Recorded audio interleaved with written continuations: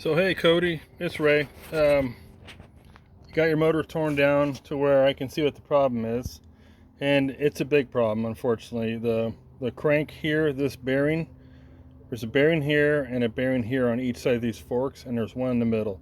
The problem is this bearing, these two bearings here are what's bad, and basically you can see where like the piston's broken here from hitting the head. The head has some marks in it too. The piston's all scored across here. You can see it's kind of looks really, should be really shiny and new looking, but that's not. Anyway, this, if I can get it to move for you, I want to show you.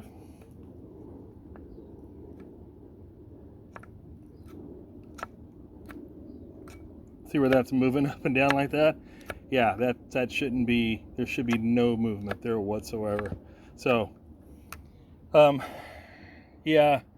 And unfortunately, those bearings there, when they go bad, when they get basically when they go bad, they go down into the engine and make a bunch of mess on the bearings on the outside of this wheel here. This is your crankshaft here that basically moves everything.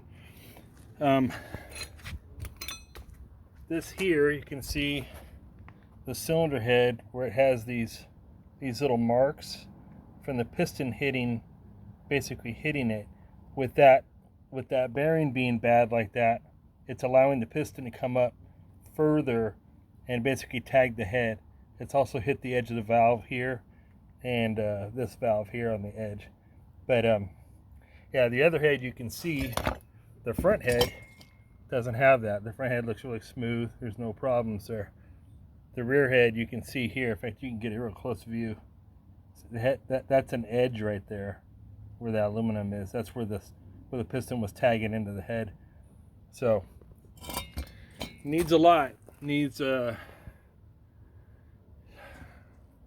like to just put another motor in it. You're gonna have a bunch of money into this thing.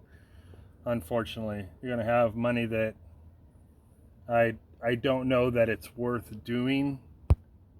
If we can get another engine, a used engine in good shape, that would be the way to go.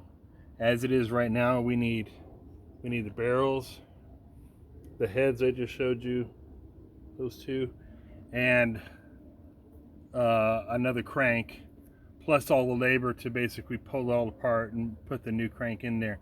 I don't know if that's economically within your budget or not here, and I don't even know if the bike is worth it. To be brutally honest with you, that's a big deal. I've never seen one do that. I think somebody was over revving it, or possibly just abusing it somehow, because they don't normally have that problem. They last a long time. This one didn't, unfortunately. Anyway, I'll talk to you soon. Take care.